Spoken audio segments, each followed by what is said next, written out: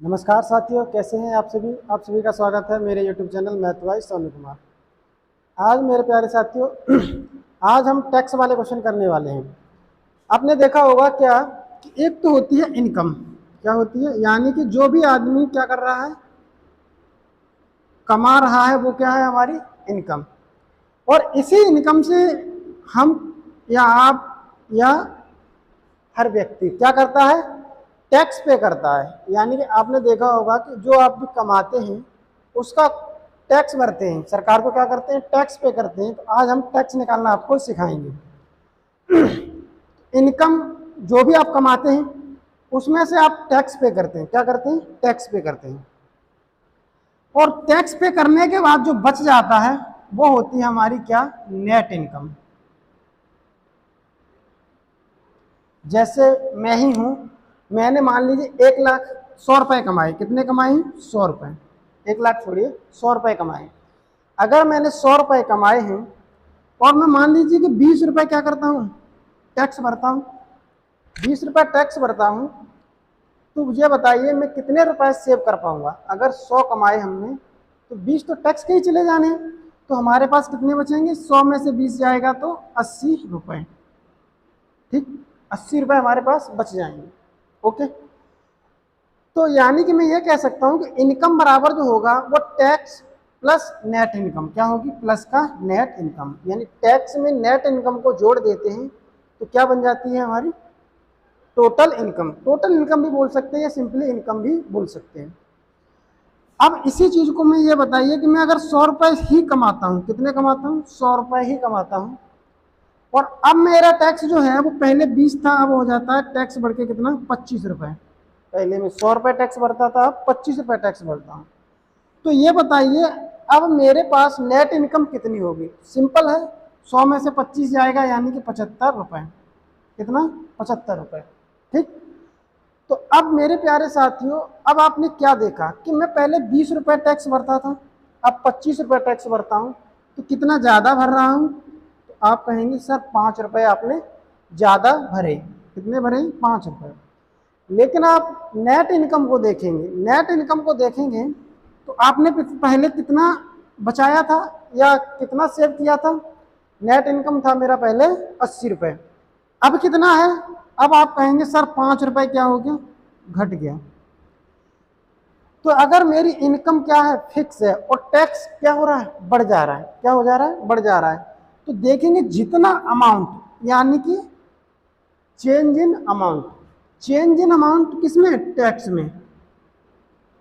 Change in amount जो tax में होगा वो बराबर होगा किसके, चेंज इन अमाउंट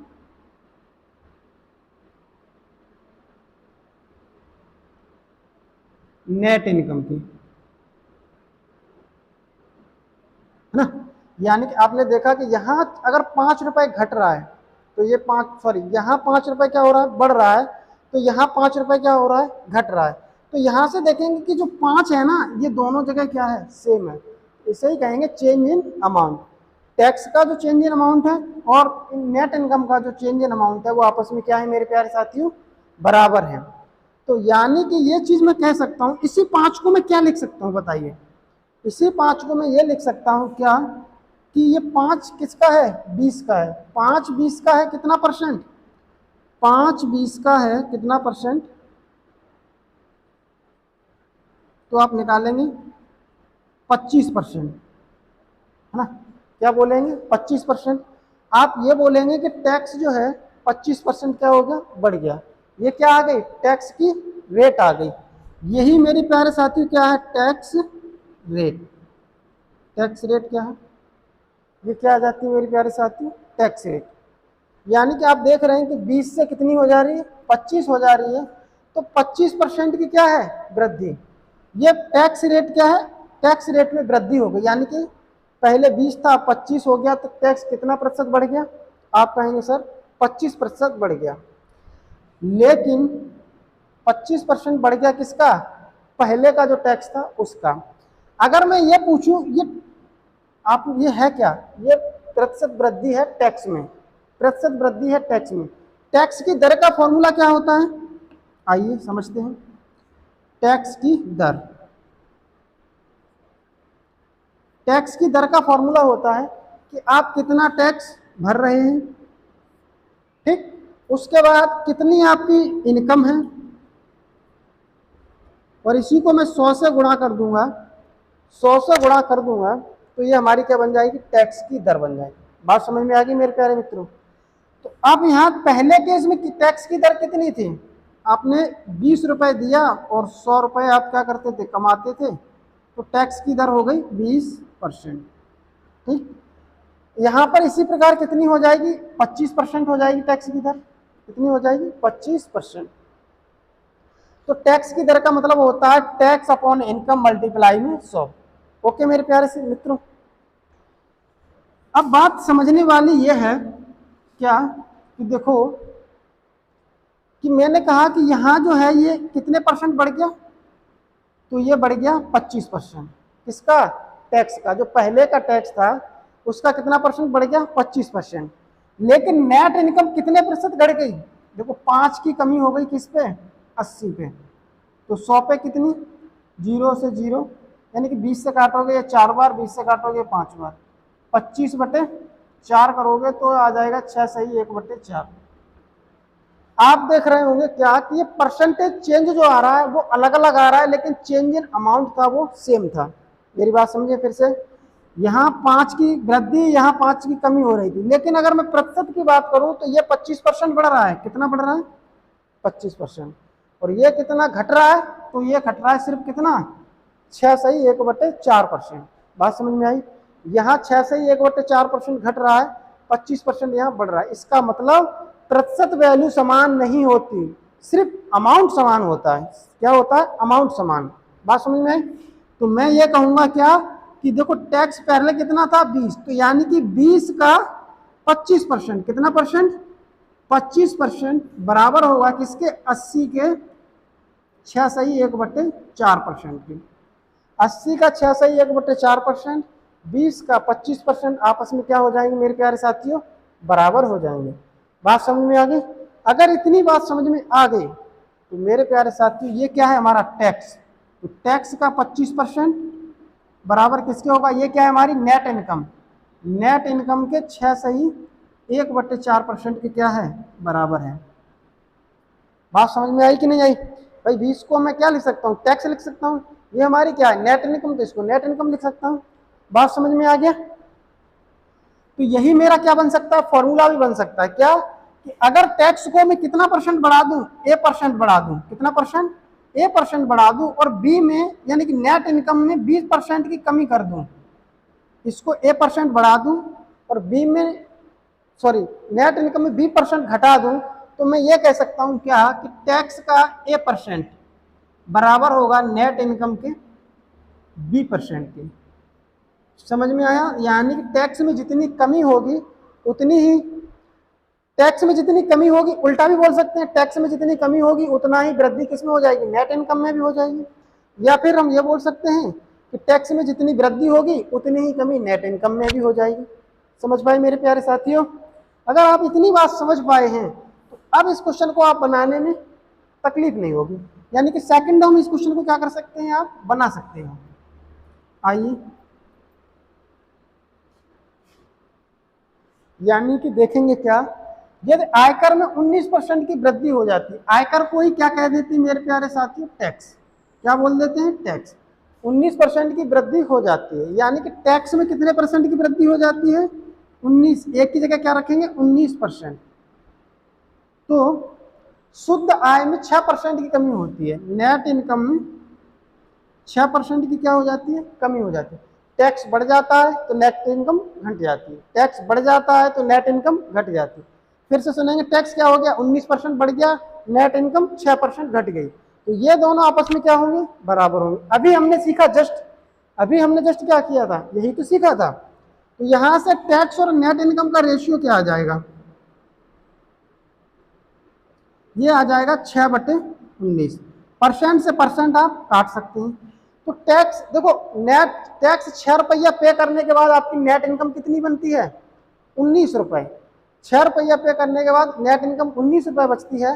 तो ये बताइए मेरे प्यारे साथियों, इनकम क्या हो जाएगी आपकी? इनकम हो जाएगी 19 रुपए ये, और टैक्स जो पे कर रहे हैं वो दोनों को जोड़ के कितना आ जाएगा? ये 25 रुपए आप क्या करते थे? कमाते थे। अब टैक्स की रेट कैसे निकालते हैं? टैक्स की दर हमने बताया था क्या कि tax upon income, net income नहीं, इनकम, और क्या करना है? 100 से गुणा कर देना है। अब देखिए टैक्स कितना ले रहे हैं आप? 6 रुपए दे रहे हैं। इनकम कितनी है आपकी? 25 है।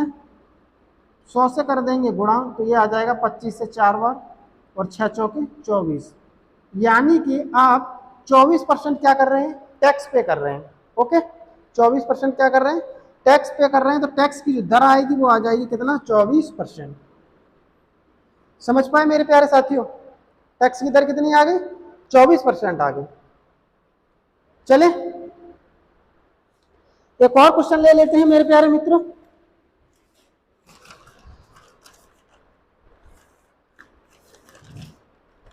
मैं ये कह दूं,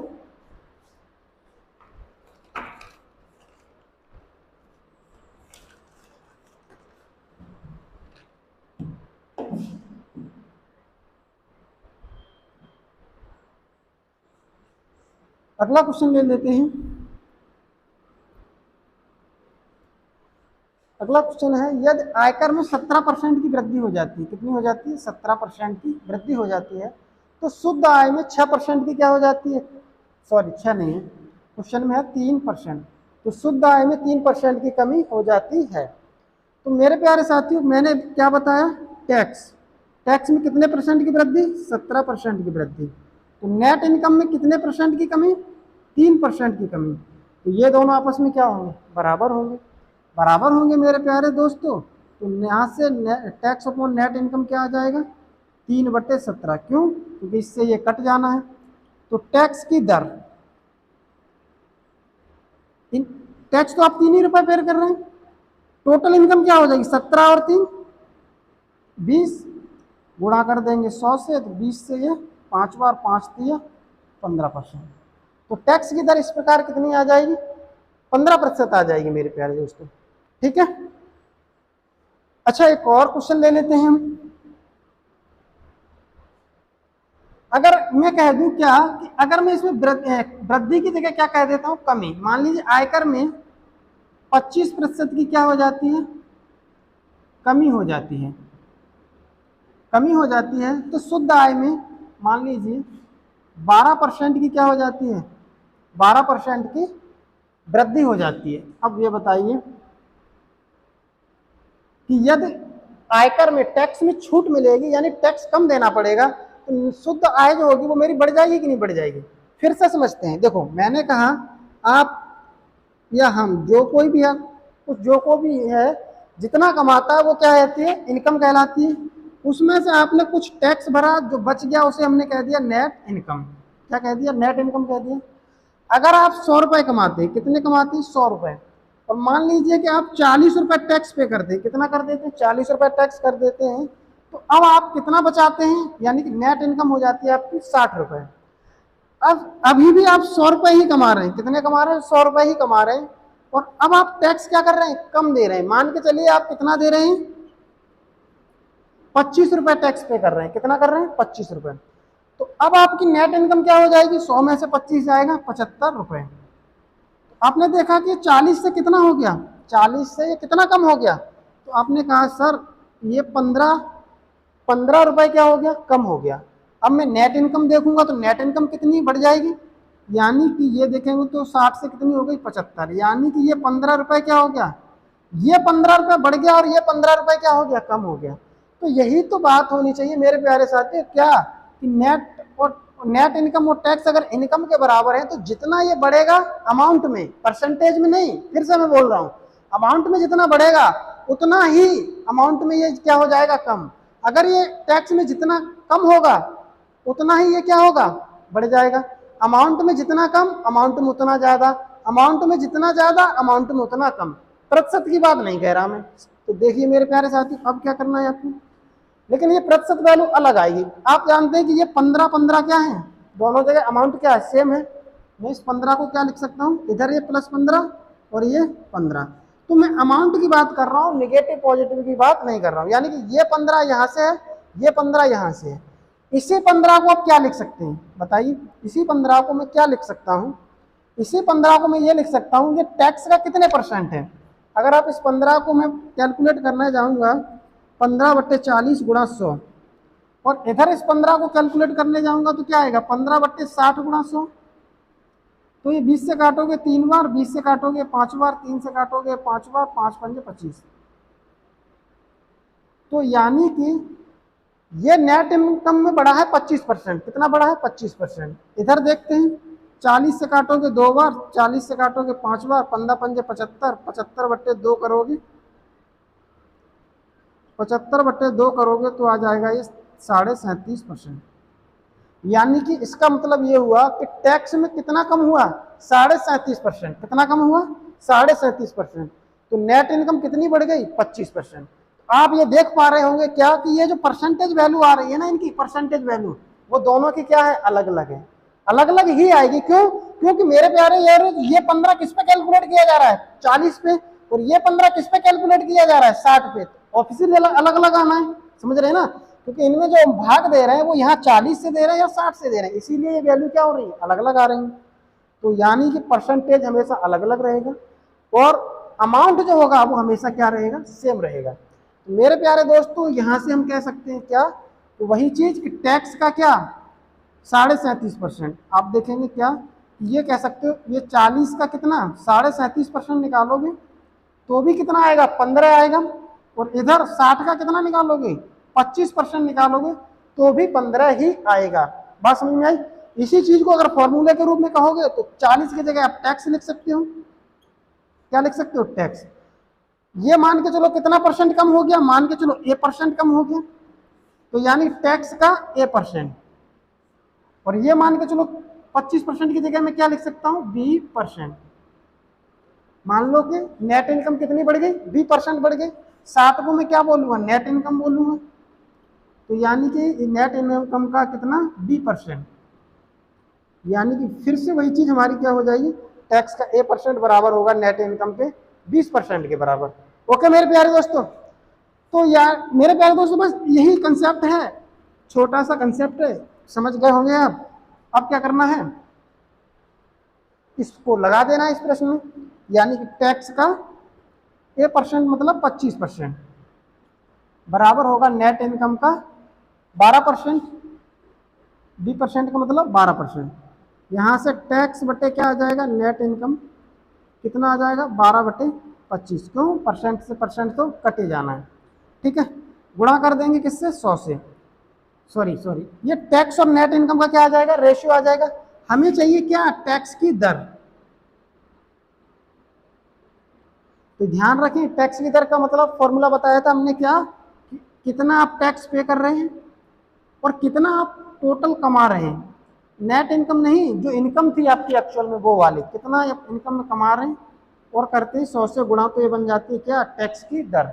तो टैक्स तो आप दे रहे हो भाई साहब कितना? 12 रुपए। कितना दे रहे हो? 12 रुपए। नेट इनकम कितनी हो जाएगी? 25 12 कितना होता है? 5 और 2 7, यानी कि 37 गुणा किससे कर देंगे? 100 से। इस प्रकार टैक्स की जो दर आ जाएगी वो कितनी आ जाएगी? 1200/37।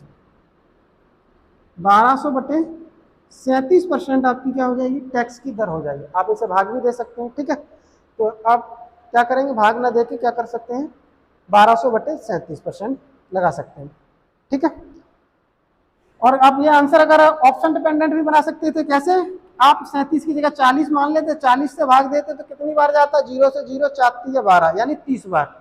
यानी कि हमने ये वैल्यू बढ़ा के मानी है, तो इसको मैंने बढ़ा लिया तो वैल्यू क्या आ जाएगी? छोटी आ जाएगी। यानी कि वैल्यू क्या आएगी? छोटी आएगी। तो यानी कि इसकी जो वैल्यू आएगी वो कितनी आएगी? जैसे 40 मानूंगा अभी तो क्या आ जाएगा? 30 आ जाएगा।